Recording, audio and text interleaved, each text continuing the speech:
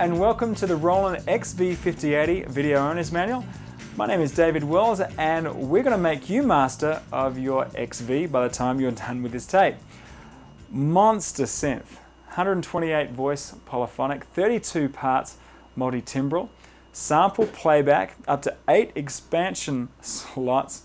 A fully configured one of these guys will give you over 500 megs worth of sounds.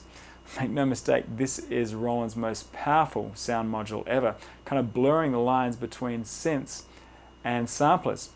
But before we dive in, just sit back and I'll tell you what all these features can really do for you. Let's quickly look over the front panel. Like many Roland modules, our left-hand side here consists of a volume knob, phone's output, and our screen here. By the way, the volume knob also doubles as a preview. When you press it, this is really handy when you might want to, say, audition a sound but have no MIDI controller attached. The screen is laid out with 6 F keys here whose functions differ depending on whatever screen you happen to be on. Now, their functions are laid out just on the screen above each one here. The system utility button toggles through the system and the utility screens and finally back to the screen where you were. System has a solid LED and utility has the LED flashing.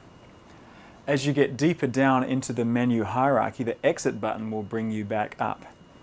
Just to the right of the screen you have the value dial along with the navigation buttons, which you can move you around the various screens, and you can change that value using the value dial here. You can also change that value by using the increment and the decrement buttons also. Now if you're in a patch, rhythm or performance, if you press the value dial it'll bring up the sound list. With all of the expansion capabilities of your XV as well as up to 7 connected SCSI devices, you could have hundreds or even thousands of patches to wade through. Well, sound lists are a great way to go through them by name, and actually in conjunction with the patch finder you can scroll through them in terms of categories of sounds, even save them off to your favorite list. Very, very cool. On the right hand side here, most of the buttons refer to selecting patches and performances. We can be in a number of modes on the XV and they're listed right here. Performance, patch, rhythm, and general MIDI. Let's deal with the first two, performances and patches. Patches are the basic unit of sound within the XV5080. And performances are a group of patches placed together, either stacked on top of each other or layered, or else used in a multi-timbral fashion, typically when you use your XV with a sequencer. The rhythm button takes you into the rhythm set to either play or edit these rhythm sets. You can assign any of these rhythm sets to the parts and performances. And finally, we have the general MIDI mode. General MIDI is a standard which tries to make it easy for you to play back any general MIDI sequence that you either buy or download over the internet. And here's the traditional problem. If I sequence a song using my MIDI rig, perhaps I have drums on MIDI channel 1 and bass on 2 and piano on 3, where on your system you have, say, drums on channel 10 and your piano on channel 1. Basically there's no way to kind of line them up. It's almost like throwing a bunch of sheet music into a room full of musicians and everybody just kind of picks up whatever sheet music is next to them and tries to play that arrangement. Everything's been written down, but there's no real standard about who plays what. Well, General MIDI attempts to solve this problem by placing the drums on a specified channel, that's MIDI channel 10, and also loading up a bunch of programs that follow a General MIDI standard, with all the pianos in one range of program changes and basses in another, and so on and so on. So that if you send it in a program change number 1, it will play back an acoustic piano, or if you send it a program change in the 40s, then it will play back an organ. Pressing the General MIDI button here takes care of all of that problems for you, so you can play back any General MIDI sequence with confidence. There are 4 overall places where you can bring up sounds from the user library here, the card, that's the Smart Media card slot right down here, presets, and expansion. Since the beginning of the 90s, Roland has had a unique approach to combat obsolescence by placing expansion slots so that you can add entirely new wavetables new sounds into your synth in the form of expansion boards. Now, the XV5080 can have up to 4 of the original SRJV80 expansion boards, as well as another 4 of the huge 64 meg SRX series.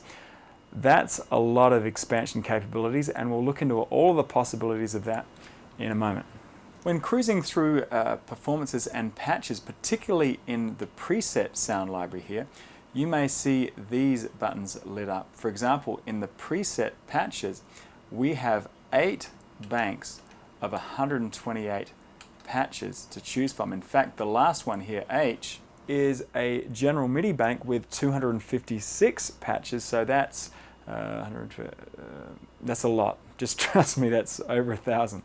And finally, we have tone switches and selects here, along with 4 dedicated buttons here for shift, undo, disc functions, and effects on and off.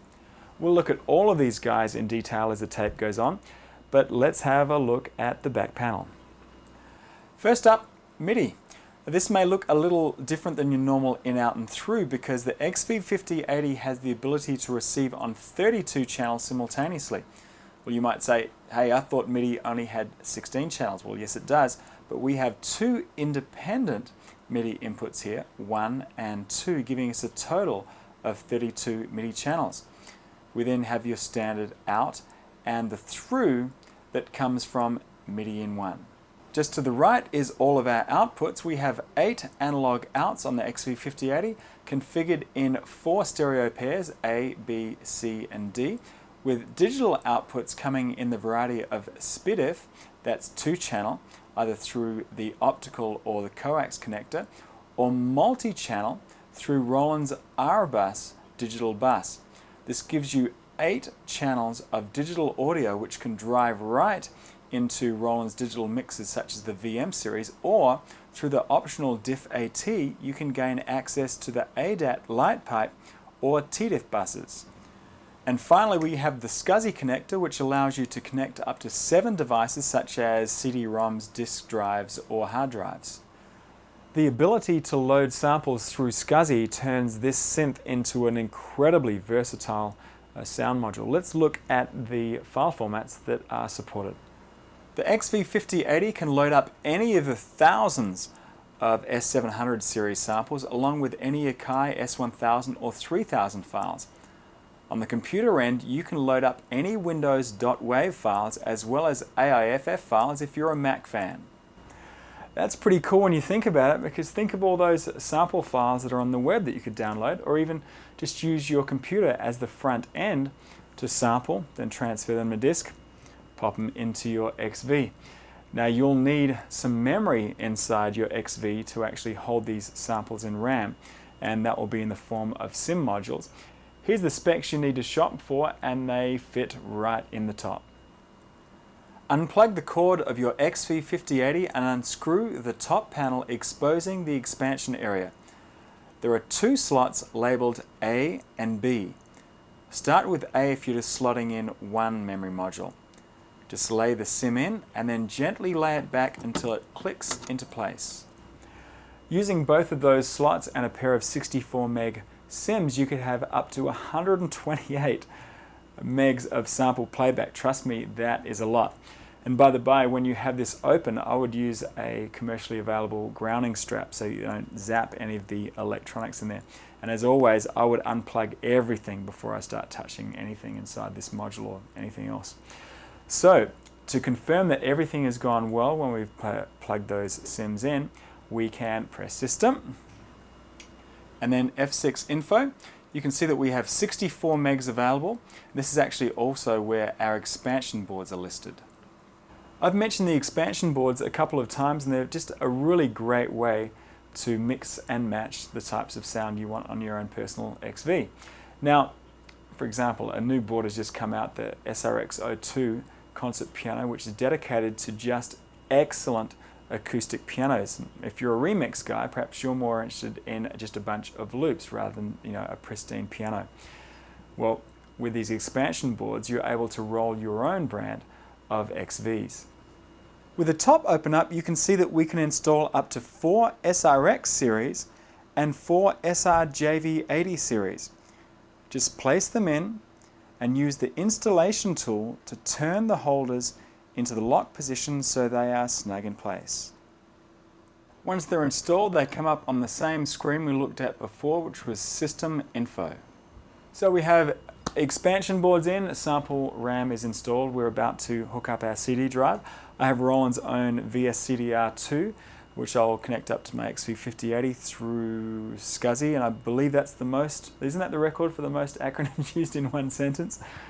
Well, SCSI stands for Small Computer Serial Interface, and you can hook up to 8 SCSI devices in a daisy chain configuration. They all must have a SCSI ID, and they all must be unique in that ID. Your XV5080 has a rotary switch next to the SCSI connector on the back, and it comes from the factory set at 7. If you need to change it, you can change it right from here. By the way, settings 8 and 9 are not usable IDs, just stay away from them. Let's just leave it at 7 and set the SCSI ID of anything else, connect up to here to anything but 7. So first rule of SCSI is each device must have a unique ID. So for example, on our CD, we could set that to anything but 7. So with everything turned off, you connect everything up. But actually, before we go on, there's a second rule of SCSI that we need to be aware of. When chaining SCSI devices together, you go into a device and then on through to the next, kind of like how you daisy chain together MIDI devices. However, unlike a MIDI chain, a SCSI chain needs termination at both ends. So what do we mean by termination, and where do you set it? Well, in the case of our XV, it is internally configured.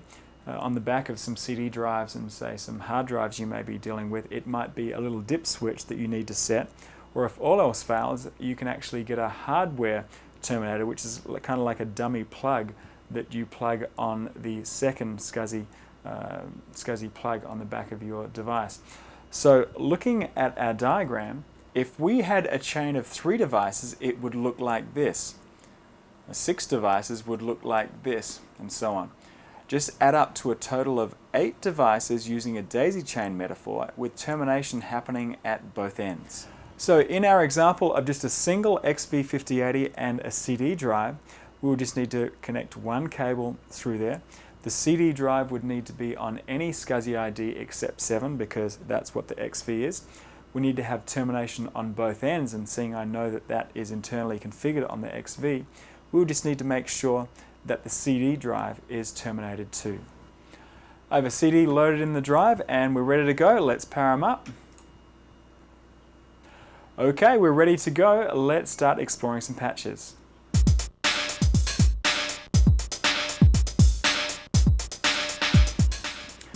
Patches are the basic sound unit of your XV5080, and these patches in turn are made up of either tones or partials. If you've used Roland synths before, the idea of tones is probably pretty familiar, or if you've used Roland samplers, partials may be familiar. Now on the tone front, a patch can be made up of 4 tones, which can either be layered or split across the keyboard within that patch, or you can have patches made up of partials, which hold samples that could be loaded in from, say, CD, a zip drive, or a hard drive. So keep that in mind. Patches either have tones under them or samples loaded up from disk. The first type we call 4-tone patches, and the second, with all the samples laid out, we call multi-partial patches. Anyway, enough theory, let's select some patches. First, select patch and whatever library you want to scroll through. You'll notice that some libraries have multiple groups here. Say presets has 8 separate groups here, and other ones like, say, user only have 1, so no other groups are available. Let's go to preset and to group B. Now we can scroll through all the patches in preset group B here, and we can go through just by turning the value dial all throughout the 128 different patches there until we get to the last one here, and then we slip over into the next group. So you can just turn this all day long, or actually use the increment decrement buttons if you like. If you want to jump straight to another group, you can just use the group buttons there. This is the easiest to understand way of getting around your patches, but it's also the least efficient way. You have to kind of go through one at a time and kind of have no idea of what's coming up, and you kind of wander through aimlessly.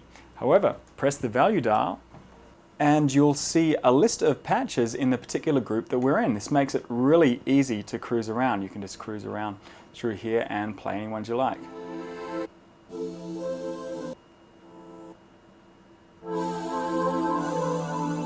You can use the F3 and F4 buttons to switch through the various groups, and the 5 and 6 buttons here to move in sets of 10. Now once you've found the patch you want, just push the value dial and you're done. Great, we've selected a patch and it was pretty easy. But here's a problem. With some of these libraries having hundreds, if not thousands, of patches, what happens when you want a bass sound quick? Now instead of just wandering aimlessly through these patches, wouldn't it be great if there was a way that you could narrow that down into kind of categories, so you could just look through just the bass sounds or just the piano sounds? Well, that's what Roland's exclusive Patch Finder feature does. Go ahead and press Patch Finder, and you'll see a sub window coming up here telling us that the up and down keys here will scroll us through the various categories. You can see that right now we're in the synth brass category, and as you can see, we're restricted just to scrolling through that particular category. So these are the various synth brass. If I scroll again using the up and down keys, I can move to another category and just scroll through just those guys. Now, truth be told, I'm not really a great keyboard player like most of you guys. Perhaps keyboard isn't your first instrument. Mine happens to be bass, but all that to say is that when I'm going through these patches, wouldn't it be great if you could have a keyboard player just kind of sitting around on the payroll playing some really cool licks as you're auditioning these sounds? Because quite often it just helps to hear these sounds in context rather than just playing the same old kind of C major as you go through here. Well, Roland to the rescue. You might have noticed that the volume knob here, when you press it, it will give you a phrase preview.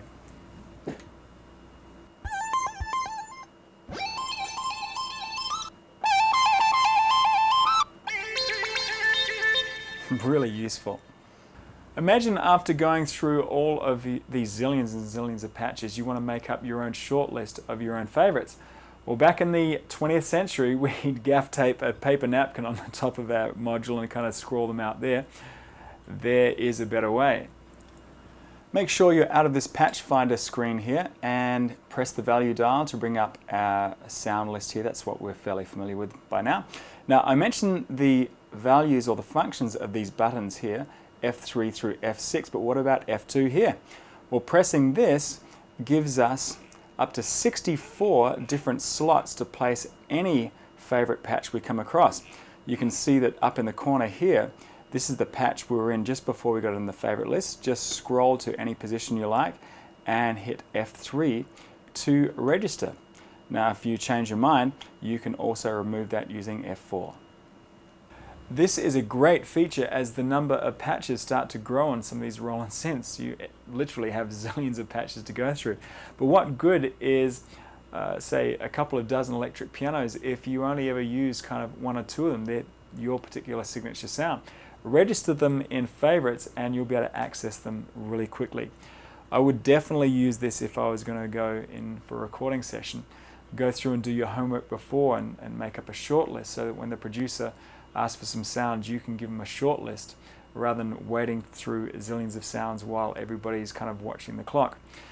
So that's selecting patches. Rhythm sets are pretty similar.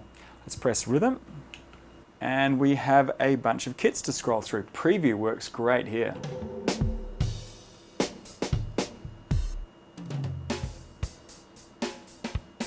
Of course, pressing the value dial gives us back into our favorite list here. We could go back to our sound list here. If we want to save or register rhythm sets to our favorite list, just go ahead through here and select wherever you want to drop it in and register it in the same way. These rhythm sets are normally mapped out as individual drum samples right across your keyboard so that you can sequence into your sequencer, record a drum track.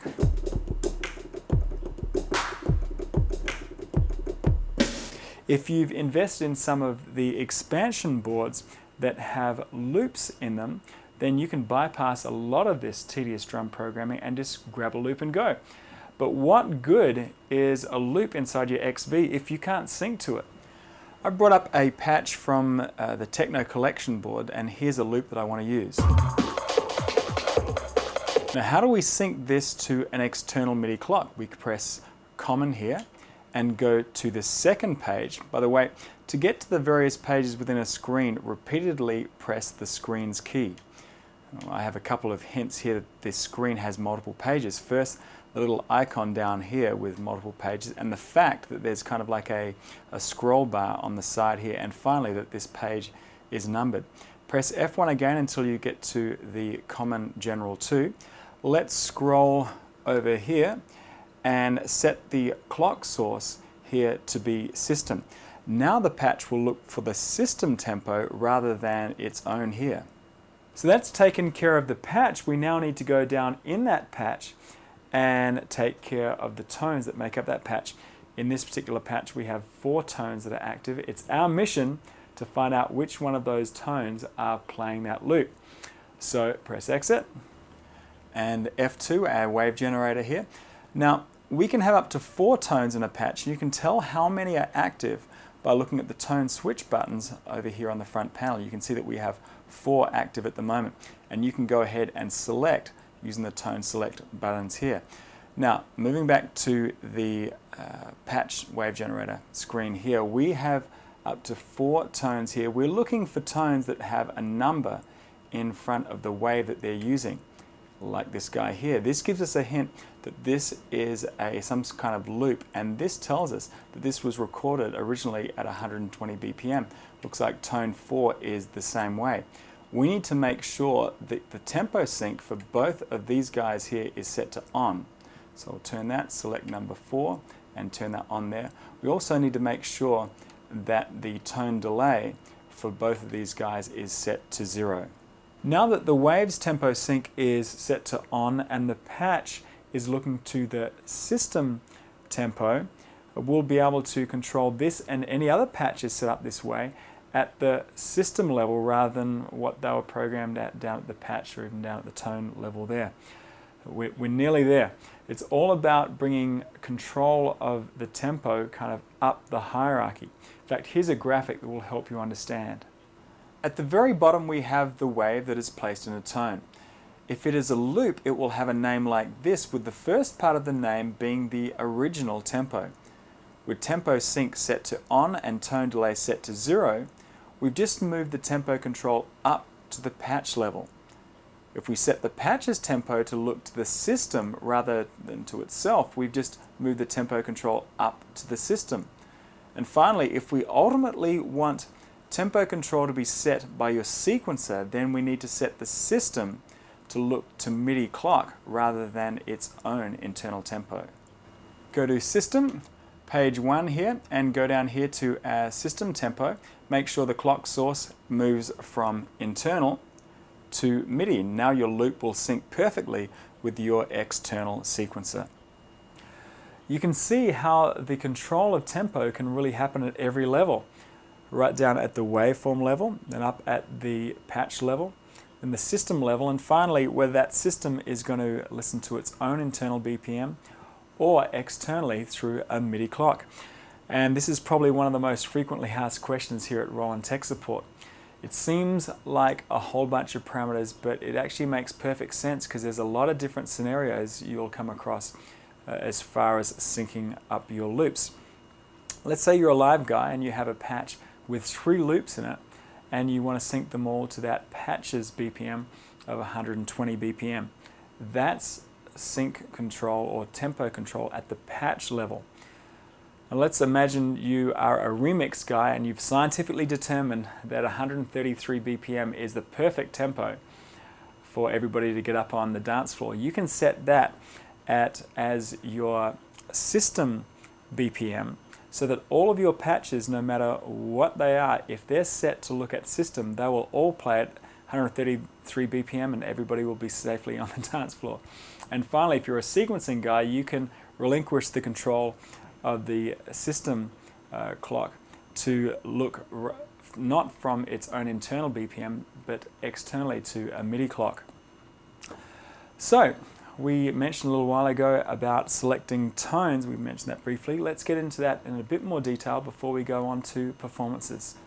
When you cruise through the patches here, you'll notice that each patch can use any or all of the 4 available tones per patch. You'll also notice that these tones, these active tones, are represented by these tone switch lights on the front panel here. For example, the next patch has only 2 active tones in here. And whenever we go down and edit these tones, such as we did a moment ago when we were setting up each tone's tempo sync to be going up to the patch level, we first decided or had a look which tones are active, and then we select them by using the tone select. Let's go into user 001, extremities, and we'll go into the wave generator, F2. Using the tone select buttons, you can go through each of these tones and mess with whatever parameters you like. If you wish to isolate any particular tone that you happen to be working on, just deselect the tones that you aren't working on. That way you can zero in on the changes that you are making. I'll just turn those guys back on here. On the other side, if you want to make adjustments or edits across a number of tones, perhaps you wanted to adjust, say, the attack of all 4 tones at the same time, just press down tone select and hit the other guys. That way any edits you make will be applied across all of those tones that are selected. Now forgive me, we'll not be able to go through all of the parameters that are in tones and patches. That's like a 10 tape set. But feel free to experiment. Probably a good place to start is by selecting various tones on the wave generator screen here and just scroll through the available waveforms.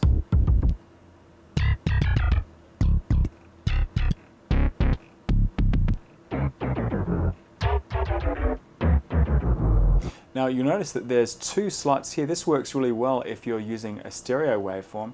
If anything comes up with an L or an R, you might just want to place the left on this side and the right on that side, and the XP will automatically pan those out hard left and hard right.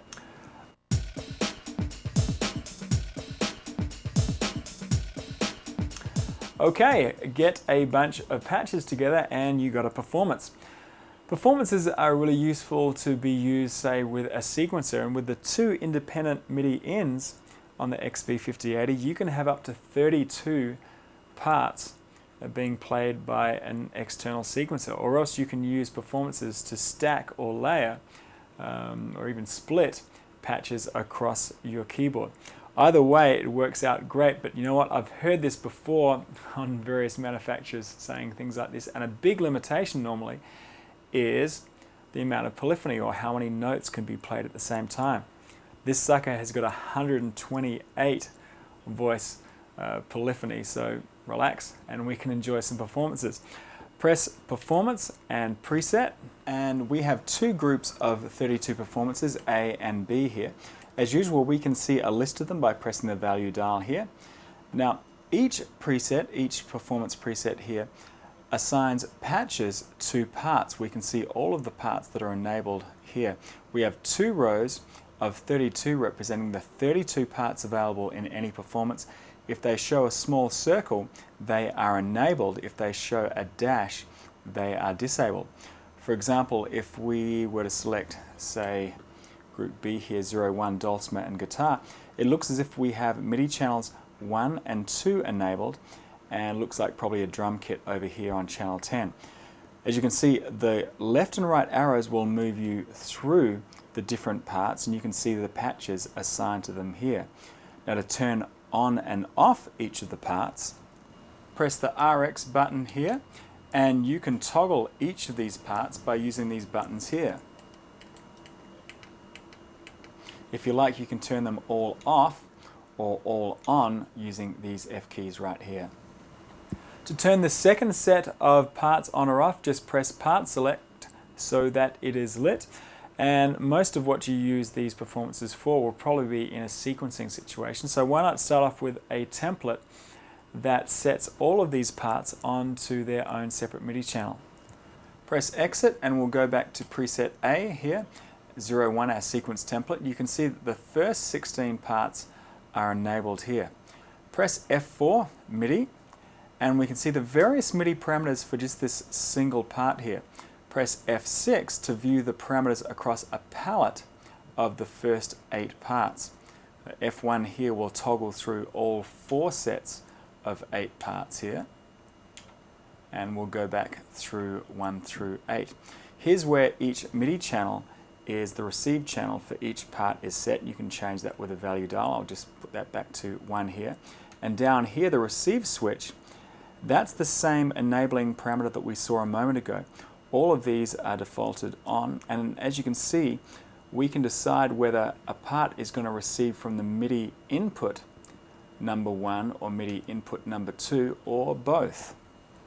I mean, this thing is so powerful that you could have 2 keyboard players in your band share this guy with those 2 MIDI inputs. You could have keyboard player 1 going in MIDI in 1 and 2 going in MIDI in 2, and have a performance setup that could have 2 patches, 2 parts in there, that each of those guys could send in patch changes and change their own patches from within that performance.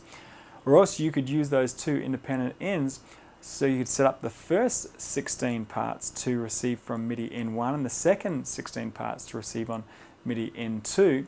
In fact, there's actually a template that's already been made up for that.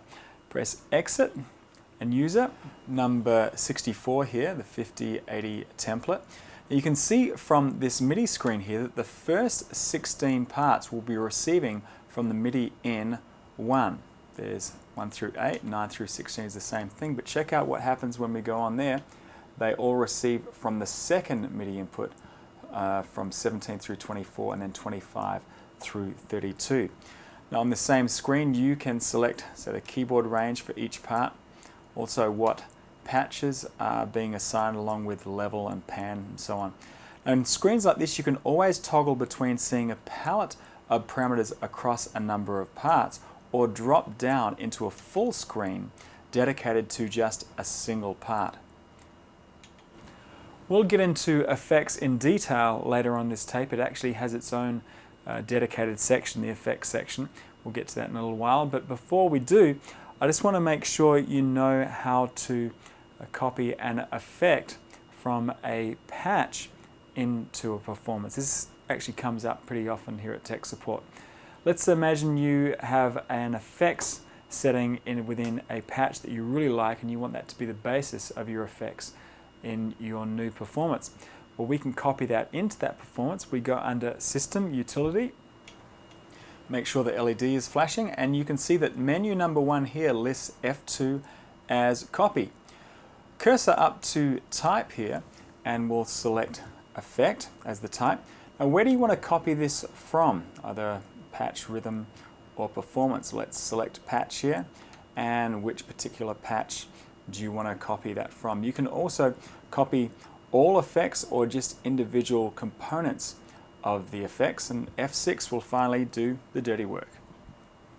Another question that comes up pretty often is, how do I transpose each part within a performance, or even how do I transpose a whole performance? Let's look at parts first. Press Part, and the screen number 1 here. If you're not here, you're probably in palette view. Just select F6 to toggle back here. Here's where you can transpose each part by a number of, here we go here, octaves, semitones, or fine-tuning here, which is cents or hundredths of a semitone. If you want to transpose, and in fact if you hit F6, you can do this right across a palette of various parts here. If you want to transpose an entire performance, you'd need to do that on a global scale underneath System and Key Shift here. So performances are normally used for multi-timbral use, or you may also use them to split and layer patches across the keyboard. Let's make up a performance. Let's make one from scratch by initializing that performance. Under Utility, F3 and F6 to initialize. Okay, let's make a performance that just uses the first 4 parts. We'll hit Part Receive and All Off, and just set up 1, 2, 3, 4 as being on. Let's exit out of that, go into MIDI, And you can see that only the first 4, if we move down to here to receive switch, only the first 4 here are enabled, the rest are turned off. And we want to do a split, so what we want to do is these 4 parts need to be set to the same MIDI channel. We can set them all to be MIDI channel 1. Okay, we need to then set their key range by going into F2. And we can cursor down and around here to each part's low key range and high key range, and we can set them accordingly. If you get kind of tired of twirling the dial, you can press the value dial down and shoot around in octaves.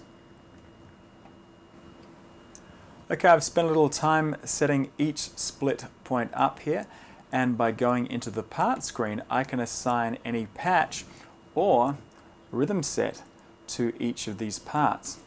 You can go down here and scroll through any bank number or patch number. If you like, pressing the value dial, you can scroll through the sound list. Okay, after all of that, I now have a split across my keyboard.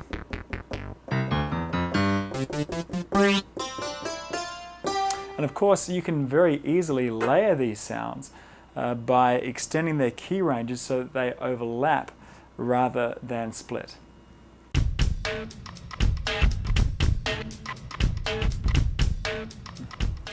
Okay, up until now we've utilized internal sounds using the internal wavetable of the XV or the expansion cards slotted into the top of the machine. But this guy is more than just a synthesizer. It can play back samples from Roland's S700 series libraries and also even Akai S1000 and S3000 samples library, even sounds from your Mac or PC. Of course, you're going to need to have some sims installed. We talked about that at the beginning of the tape. But let's go ahead and do it. Press disk, F1 load. If you're not looking at the disk that you want to be looking at, press F1 here for a list of available drives. You'll notice that the card is listed as a drive as well. Let's go down to SCSI here and hit OK. Now, up in the right hand corner you can see that this is basically a directory system with folders and such. Press the right arrow here to open up a folder and the left to close that folder back down. So we could move down to our samples here, open that up by clicking on the right. Okay, here's some samples that we can audition. If this icon is displayed to the left of the file, we can audition them from the front panel just by pressing the volume knob. And if you wish to load up any of these samples, you can mark them by pressing F5. Let's say we want to load up that guy and that snare, and then select them, load them, and hit F5 here to append them. Those last couple of choices allow you to either overwrite the samples that are in RAM or append onto them. I normally just select append and just keep on filling up my RAM. Now, while the XV can't sample, you can't record samples in here, it can play back Windows WAV files and Mac AIFF files, and this is perfect for creating your own samples. In fact, if you have a CD writer drive for your Mac or PC and it's able to record in PC format, you can make up your own discs of your own sounds. I actually made up a PC disc with a bunch of my own samples in .wav format. I even put them in different folders to organize them. Pop that into your drive, and you can see we can move around these same directories within the XV, looking in that loop project and down into our vocals. It's real easy to move around within the screen or even to sort or filter certain types of files. If we hit view here, you can see that these are the different types of files that we can view, either WAV files or AIFFs, or all of the Roland categories. This makes it really easy to just go through a disk that has hundreds of samples. You can then sort them, if we go out there, sort them by name or size. Okay, we now have a bunch of samples in memory. Let's make up a patch to use them in. You could either initialize a patch and then drop those samples in, or actually this is a quicker way to do it. System, Utility, and the second menu, F4, Create Patch.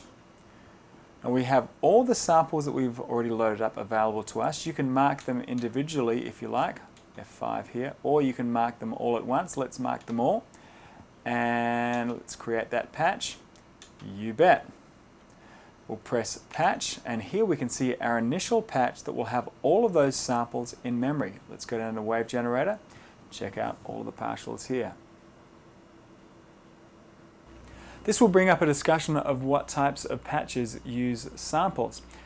The XV5080, as we said a while ago, has two types of patches, four-tone patches and multi-partial patches. The four-tone patches allow you to bring up waveforms which are within the XV's internal wavetable and also the expansion slots there. And they normally consist of, say, four tones, and a tone might be something like, say, an acoustic piano. Even though that acoustic piano had many samples split right across the keyboard, you can, Roland's basically made it very easy to bring up that as a single tone, maybe called acoustic piano, rather than having to load up acoustic piano, C1, then C sharp, and then D, then D sharp. It just loads up as a single tone. So these are called four-tone patches, and basically when you get the machine straight out of the box, all of the patches are four-tone patches, and they kind of look like this. Your four-tone patch gives you the ability to assign up to, well, four tones in either a layered or split configuration. Each of these tones might be something like a whole multi-sampled piano or a whole string section, road sound, and so on.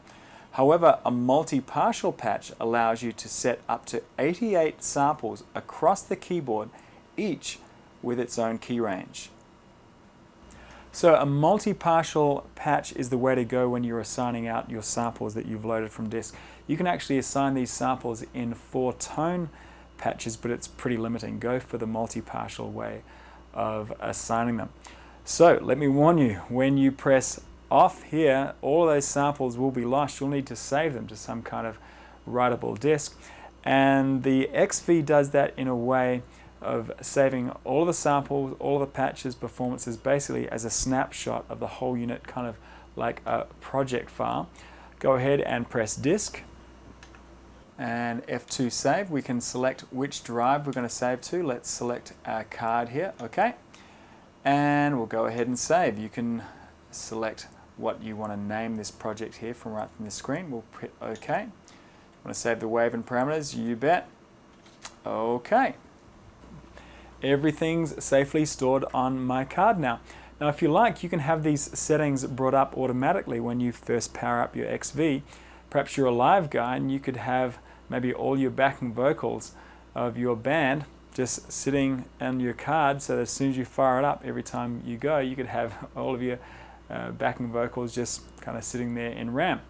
Go ahead and press disk, auto load, which is F4 here, and select the drive that you want to write to. This could even be a smart media card if you like here. It cannot be a CD-ROM. It has to be something that you write to. So I'll select that guy there and specify the samples of the project that you want to load up automatically at startup.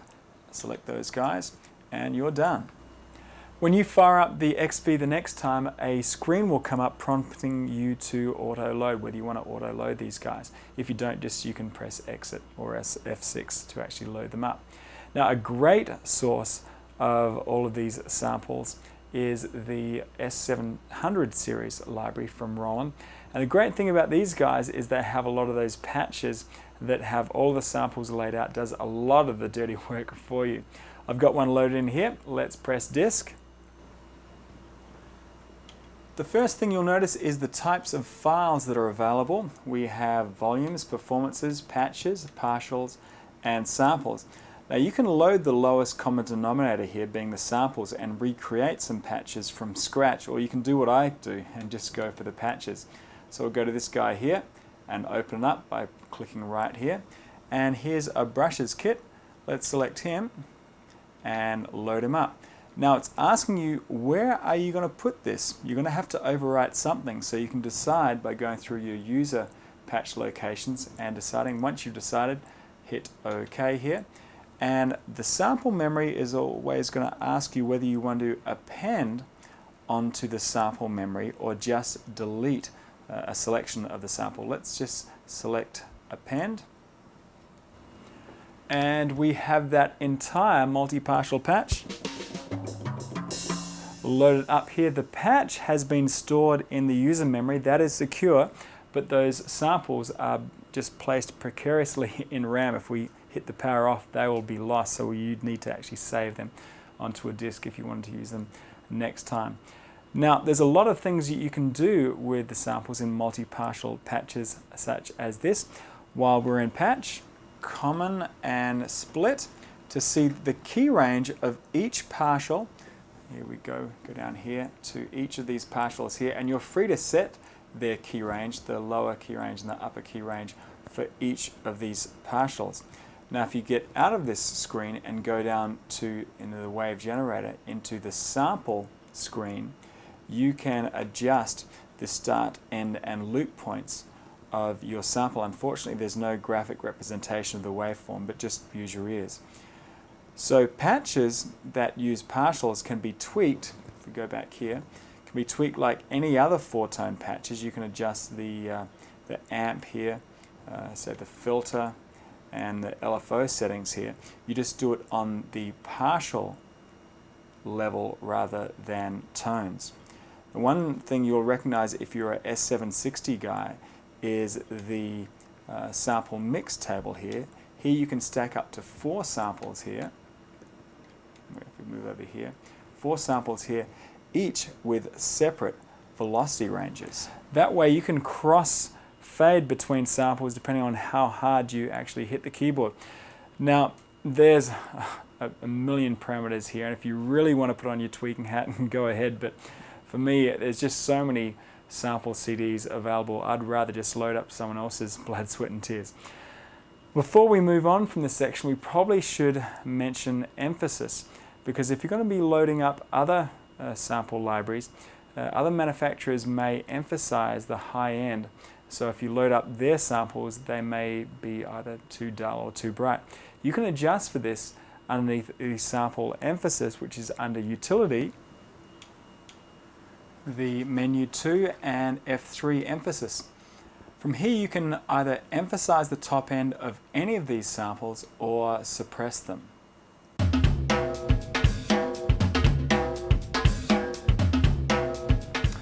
Okay, we've got a lot of ground to cover, so let's get straight to it. The XP5080 has up to 3 multi-effects units, as well as reverb, chorus and EQ. All of those 4 types are programmable, but the EQ is actually set on a global level, actually in system. First up, let's have a look at how we can toggle these guys on and off. You can press effects on and off to bring up this screen. From here you can toggle each individual effects processor on and off. We have multi-effects, chorus, reverb and EQ. I mentioned that these effects are available in either performances or patches, and they can be stored within these locations, all except EQ here. Let's look at EQ. It's set globally in the system screen, output and EQ, the second page here. You can see that we have our 4 output pairs, A, B, C, and D. And on each of these outputs, each of these stereo outputs here, you have 2-band adjustment of up to 15 dB cut or boost. Just select the frequency, low or high, in hertz there, or up there in kilohertz there. Just adjust the high and low gain. Of course, if you are then to go into any patch, you can then take these effect settings on or off by pressing the effects button and toggling the EQ on or off. So that leaves us with our first 3 are multi-effects, chorus and reverb, and just like your typical mixer, you can send varying amounts of your signal to any of these 3 different types here. Perhaps you want just a little reverb on a particular part and then a lot and maybe none on another. So you can send differing amounts of parts within a performance, tones within a patch, and different drum notes within a rhythm set. Let's start off with performance and select preset A01 sequence template, hit effects.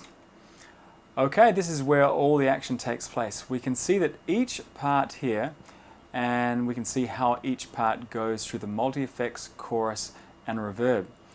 We can cursor over here to our part and see that each part can have a separate, be routed basically independently of the others. Out through the multi-effects or the chorus or the reverb. There are also even ways where you can take the output of the multi-effects into the chorus or through to the reverb too. Let's look at the options. We'll cursor down here and set the output for part number 1 all the way to the beginning, which is multi-effects. The multi-effects gives you 90 incredible effects, which includes things like delays, EQs, compressors, rotary speaker effects, even distortion. And what's more, under performances, you have 3 independent multi-effects. In fact, that's what you are seeing right here. Do you want to route the part into a multi-effect processor here? And if you do, then which one? A, B, or C? By cursoring up here, you can decide what multi-effect you want. You've got up to 90 settings of those. So that's just the first setting there, multi-effects. The next few will give you direct outs to either output A, B, C, or D, or in a mono fashion, all of the 8 mono outs. And finally, you can have the routing of the part determined by the patch setting into any of the 3 multi-processors A, B, or C. That's a mouthful, but basically you're just deciding where your part is going to go, either routed out to the direct outs or through the multi-effects processors A, B, or C. Now the rest of the screen is kind of like a little digital patch bay where you can route your signal between those various effects processors. For example, you can decide how much signal gets sent out to the chorus here, also where that chorus is going to be sent as far as the outputs here, even the interaction between these guys here. Now, once you've got all of these routings and sends up, you can drop down and actually tweak the effects down here in multi-effects here, or the chorus and reverb. As I said, we have 90 multi-effect presets, 2 in the chorus and 4 in the reverb. All of these settings are then saved with the performance. Now, effects routing within the patches is pretty much the same, except we have 1 multi-effect processor per patch, and we route by tones rather than parts. That makes kind of sense when you think about it, because performances are all about routing parts to different outputs and also through the multi-effects processors, where on patches we would be actually moving routing tones through there. For example, if we went to patch, effects, and instead of this showing up parts, this now shows tones, which you can adjust individually across per tone here. Output can be multi-effects, or any of the outputs here, or control down at the tone level.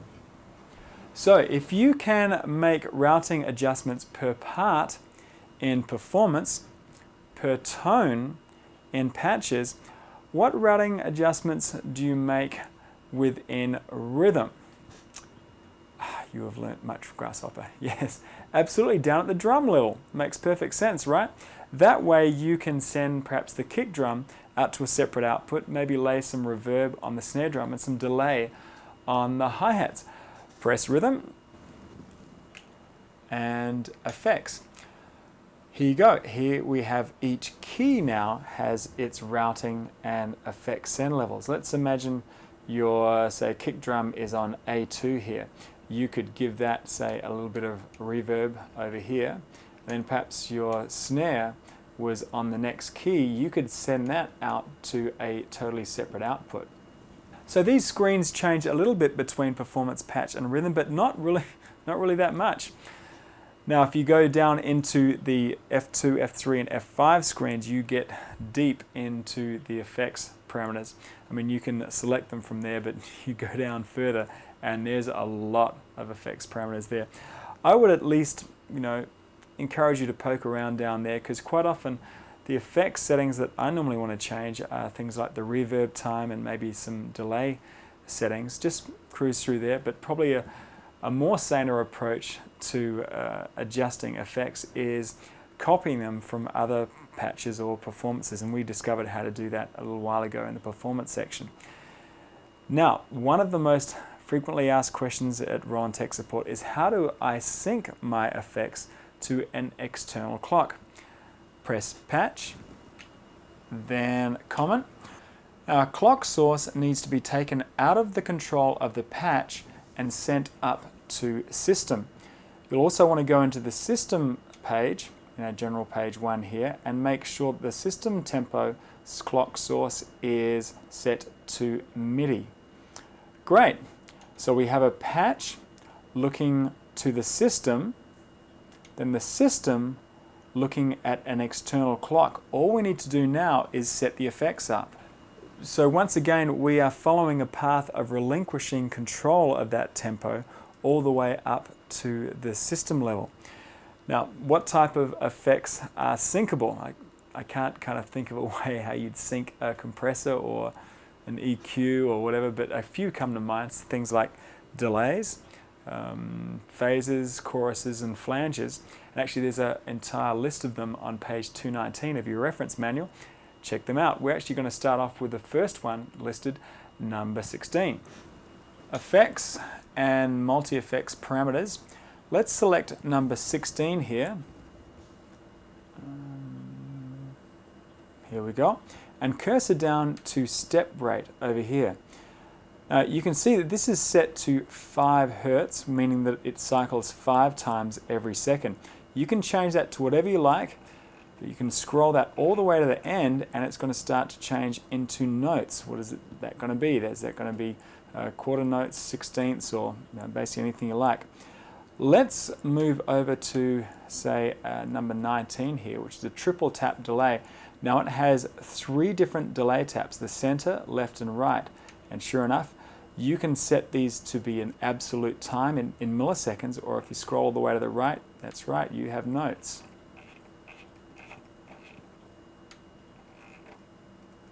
Boy, this is powerful, just really useful stuff. How many times have you demoed a synth in a store and they have all these really cool delays and that sounds great there when you're not playing with anybody else, but try to sync that up with an existing song or with other people playing live and it's useless. I mean, taking this up to the system level allows you to sync up to a sequencer. In fact, if you're sequencing, you can then be free to lay tempo changes in your song and the effect will follow along perfectly. You'll never have to set these guys again.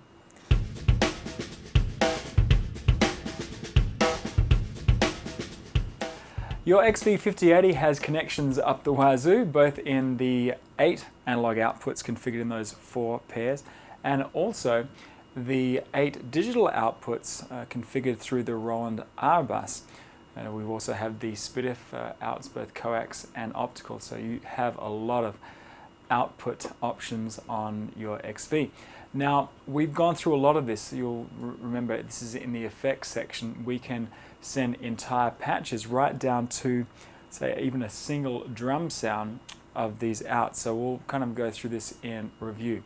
So let's go in Performance, Effects, General, and from here you can send any part, we scroll up to here, any part to any one of the various outputs, either in pairs or in mono. Well, you typically think of these being the analog outs. This also routes out to Roland's R bus, and that's the digital multi-channel cable. While it's only a single cable, you can kind of look at that as a digital multi-cable snake. It will give you 8 buses of routing that will go directly into Roland's VM series of mixes and beyond if you use the optional diff-A T-box. So that's routing parts within a performance. Let's go down to the next level, to patches. Patch, Effects, and General. And here I am assigning tones to outputs. If I was in rhythm, effects, I would be assigning notes to outputs, and finally in GM mode we are assigning parts to outputs. So in review, we have 8 channels out of XV, either in digital or analog form. That's R bus versus the analog outputs, the 1/4 inch outputs. What about the SPDIFs?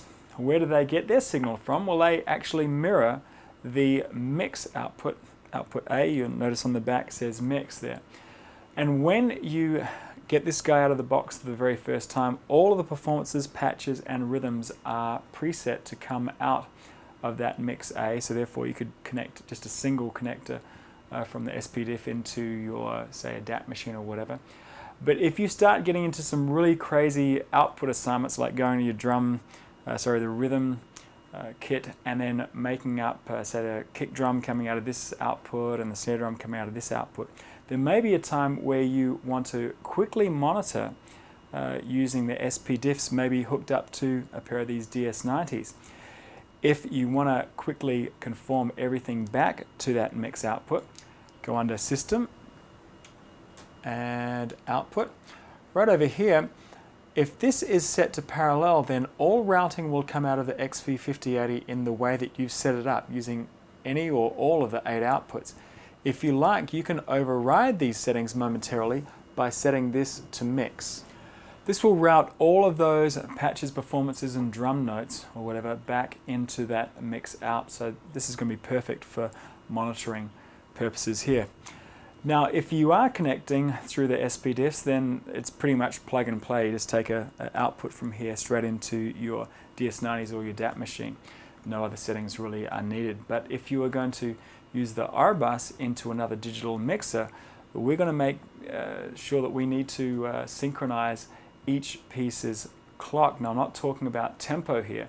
I'm talking about word clock, which we really need to decide who's master and who's slave if we want to transfer digital audio from one place to another.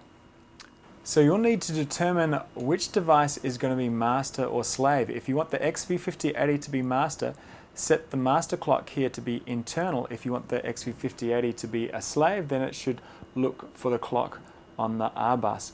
From here you can decide what the master frequency is going to be, either 44.1 or 48 kilohertz. And if you're using the optional diff AT to connect up to a Lesis ADAT or the Tascam DA series equipment, then select the correct protocol right down here. There are really too many different parameters to set depending on what setup you particularly have. A great resource for you is the user manual from pages 119 to 124. Each page precisely outlines what type of parameters you need to set for your particular setup.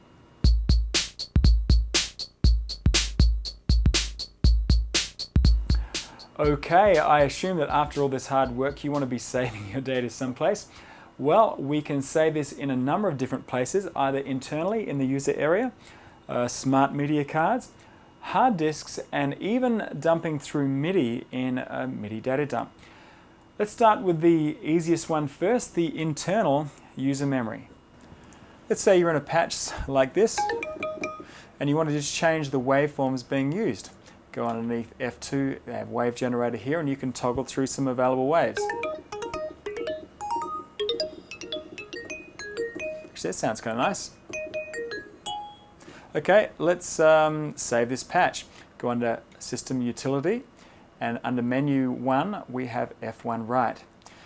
Now this temporary patch is going to be stored in any one of the 128 user locations, or if you have a smart media card in there, you also have 128 locations on there. You can always press the value dial if you like to cruise around and see which one you're going to nuke as you write this new one into memory. So once you decide, I can hit the value dial again, and I can hit F6 to write, turn memory protection off by turning the value dial and hitting OK. Now the same thing is with performances. If we're in performance here, we can write, but we will have just 64 locations as well as a further 64 on the card. If we exit out of that and went to rhythm and wrote a rhythm, we would have just 4 locations in the user and 4 locations in the card. So that's how to save internally into the user memory.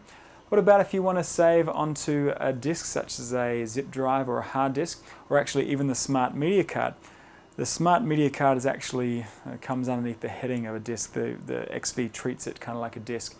Now the difference between these guys and the user memory is that instead of just saving a single performance patch or rhythm, you actually save the entire snapshot of a XV. All of the performances, all of the patches and so on, even down to all of the samples you may have in RAM. So let's go ahead and save one of these project type files onto our smart media card. And the best thing we probably should do now is start off fresh by initializing that guy. We'll press disk and F5 for tools here.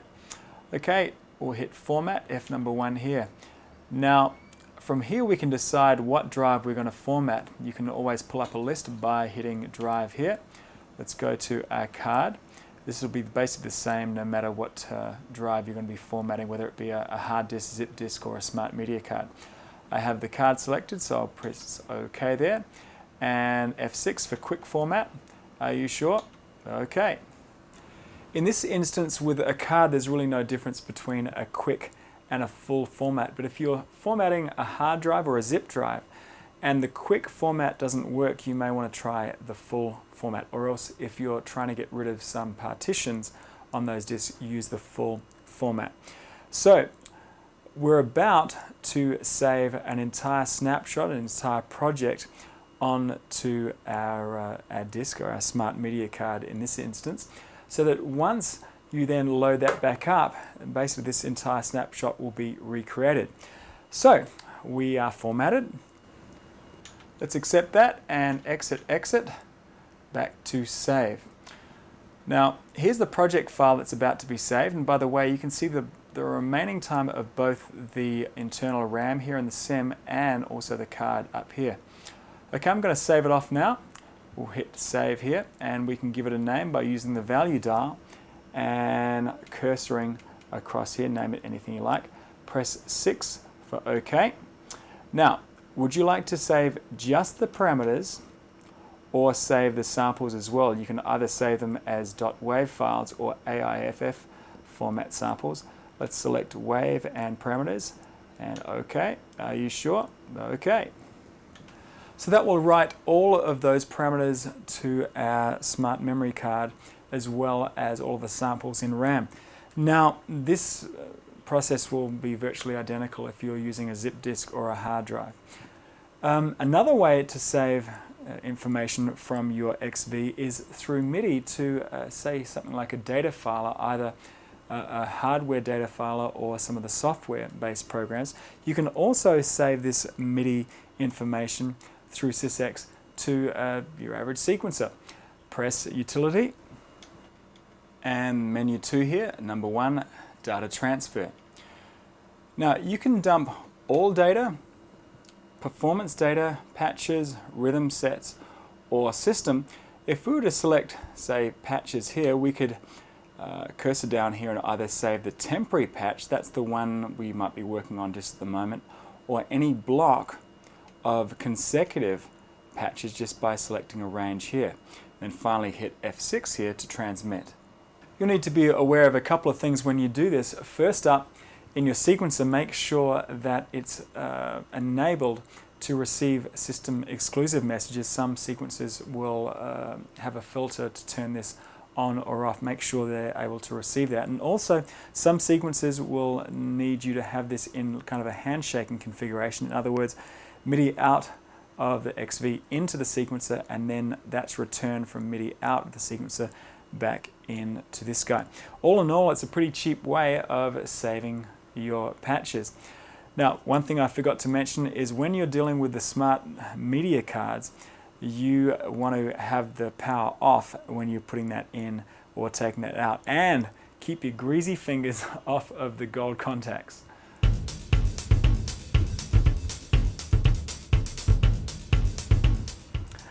Okay, we've seen a lot of these screens already in the process of going through this tape, but let's just touch on a few parameters that we've yet to specifically address. Press System, From this scroll icon on the left hand side, we can see that there are two screens to be seen. Hitting F1 here will toggle you through those screens. Okay, first up we have display contrast here, and the next item, patch remain, will decide what happens to the notes that are being played from a patch when you select a new patch. Check it out. With this set to off, check out what happens when I select a new patch. It cuts it right off. With this set to on, then the notes continue to sound out after we've selected a patch. Check it out. Okay, back to system. Now, how do you want your XV to power up? On the last screen you're on or the default screen? Now, if you want to get really creative, you can set the typeface that is going to be displayed on the screen. Here's an example of each type. Type 1, Type 2, Type 3, and Type 4. The next setting, Rhythm Edit key, allows you to change the notes that you're editing by using the tone select buttons. You can either do that from the front panel or from the front panel and MIDI. You can select the notes that you're going to be editing through the MIDI keyboard here. This would be useful if you're editing at home, but if you're playing live, you may just want to put that back to just being selected just from the front panel. The SCSI probe time here can be advanced if your attached SCSI device is having a hard time getting noticed when you power up. If you're having not a problem with that, then you can just set it back there in the default of 1. The stuff on the right hand side is pretty straightforward. You can adjust the entire system level right here, and also the master tune in Hertz just below. Now, like many of the parameters on the XV5080, you can adjust far more quickly if you press the value dial while adjusting. Like for example in here, if I just turn the value dial, I'm adjusting in tenths of a hertz, and yet when I press it down, I'm zipping around in full hertz. If you're interested, you can actually accomplish the same thing by holding down the shift key. Now you can transpose the entire unit in key shift here in semitones, either up or down. We've discussed a lot about the tempo down here. Finally, who's in control of the tempo, either internally or through a MIDI clock, and finally, what is the master tempo? And of course, if you have selected MIDI as the master, then this tempo down here is overridden. Pressing F1 again allows you to experiment with different scale temperaments, different tunings. Personally, I was just brought up on just the straight Western 12-tone equal temperaments, or anything else kind of sounds out of tune to me. But from this page, you can adjust each note to be plus or minus 63 cents. There, a cent is 1/100th of a semitone. There's actually a diagram on page 210 of the manual that shows how you can set up for different tunings. The next tab, F2 here, output and EQ, we've already gone through in the connection setting and also the effects settings respectively. Next up is MIDI. What MIDI channel do you want your XV5080 to respond to when playing performances? The default is 16 here, so that you'll be able to send program changes down MIDI channel 16, and you'll be able to change performances here. Also, what MIDI channel do you want to play patches and rhythm sets on? The default is 1. Under system exclusive here, we can leave the ID here to be the standard 17 unless we have multiple XV5080s and we need to identify them all as being different. You can give them all a unique ID here consecutively after the default of 17. Along those lines, you better have the receive switch set to on, or else you won't be able to receive any data dumps or any other system exclusive messages. Now, if you want to send out system exclusive messages while playing around with the front panel, set the edit data to on, and you can capture any editing you do on the fly in most sequences. If you're lucky enough to have more than one XV5080, you can stack them together and share the polyphony. You can stack up to 8 XV5080s, that's the parameter here, how many you have total, and what number this unit is in that chain. The rest outline the various receive switches so that you can enable them or disable them to filter out various MIDI pieces of information. Now, like any great Roland synth or sampler, we have a wealth of real-time control using the MIDI controller messages, whether that be aftertouch, pitch bend, or any of the continuous controllers. And in the next screen here, we define up to 4 controllers, which we can then plug into any performance patch or rhythm set. F4, and here they are. They run all the way through all the continuous controllers here, right up through to pitch bend and aftertouch. Now, once you've defined them here, you can go into, say, a patch, say like this guy here, go into effects and the multi-effects control, and assign these controllers to an effect parameter. Finally, before we get into utility, let's have a quick look at how the preview button is set up. System, F5, and you can see that the push knob can be set to play an entire phrase, a chord, which is made up of these notes here, or a single note that cycles through each of these notes. And last but not least, the info screen that tells you all about the state of your XV5080 as far as RAM, expansion boards, your battery check, and even the SCSI ID. This would probably be most useful to those of you who have the XV5080 rack mounted and you just don't want to pull it all out to have a look at the SCSI ID setting on the back. Well, almost done. Let's have a look in the utility. There are 3 menus here, and you can toggle through them using the F6 button. I've mentioned quite a few of them, so let's just make this brief. The first set here are primarily to do with user memory, with selections such as writing, copying, initializing, and deleting. F5 is protect here. You can turn on or off the protect switch so you don't accidentally write over any patches while saving. And you can also protect against doing the same thing with system exclusive messages. Let's exit out of that. The next menu set deals with dumping information through MIDI and sample dumps here. We've already mentioned the emphasis in creating patches, which takes us to the final one over here, factory default. That will clear everything and get you back to the state your XV5080 was in when you first pulled it out of your box all nice and shiny new. Now, before we give you your graduation, official graduation from XV5080 Bootcamp, we should go through a number of specific applications when using your XV with a sequencer.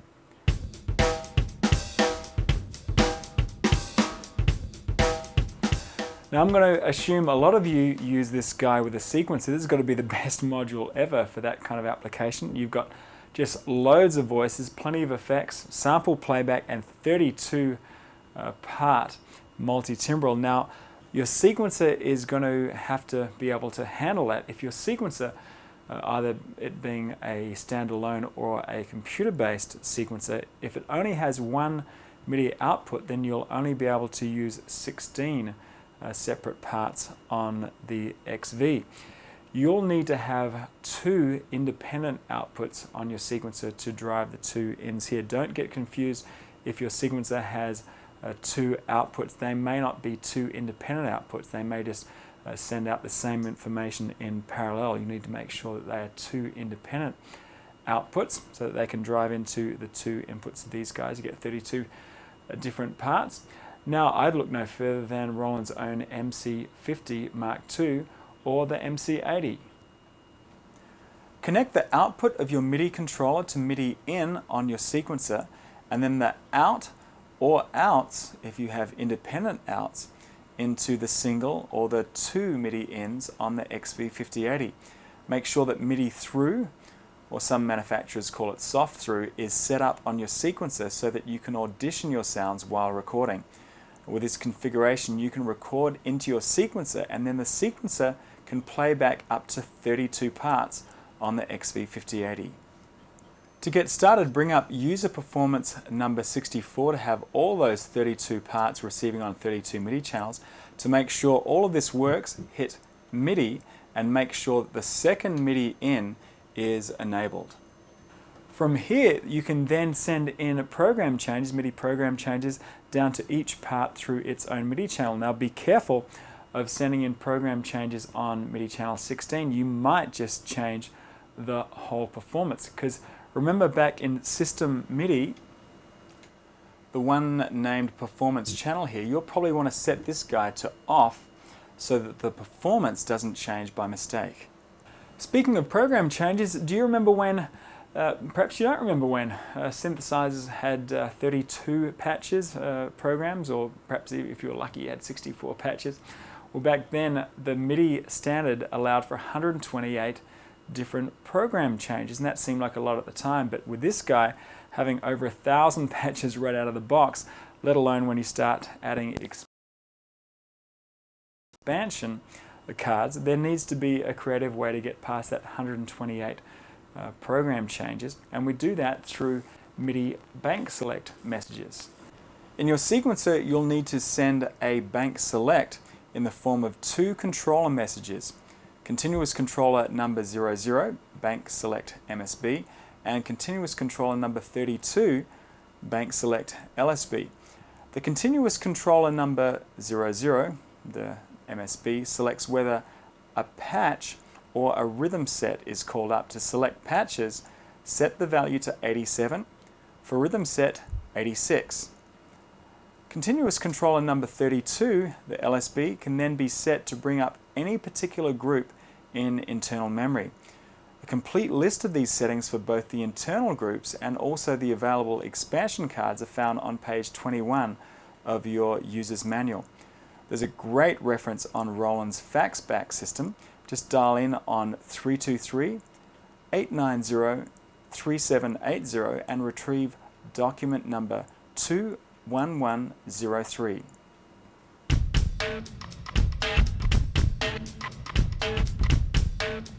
So by now you should be master of your XV5080 and be able to get around it in no time flat. Now I apologize that we haven't really got into the synthesis capabilities, kind of down into the nitty-gritty of that, but I've found there's just so many patches, preset and user patches on this guy that I'd normally just go for them rather than building up patches from scratch. And if you could understand, it's kind of like a Pandora's box to open up and kind of explain. If you feel led, then your user manual is probably the best resource for you. Now, as always, you can check out all the latest developments for your XV5080 as far as expansion boards and the like. Point your browser to www.rolandus.com. But for now, let me thank you for your time and remind you that if you need any help on any particular subject, use the included index card to look up any topic that you need help on, and then shuttle the tape to the corresponding little counter location there. You'll be able to receive help on that particular subject without kind of scrolling through the whole tape. Also, let me thank Dwayne, Jan, and Jeff at Roland US for all the help they've given in the development of this video manual. My name is David Wells, and until next time, I'll see you on the Roland Video Owner's Manuals.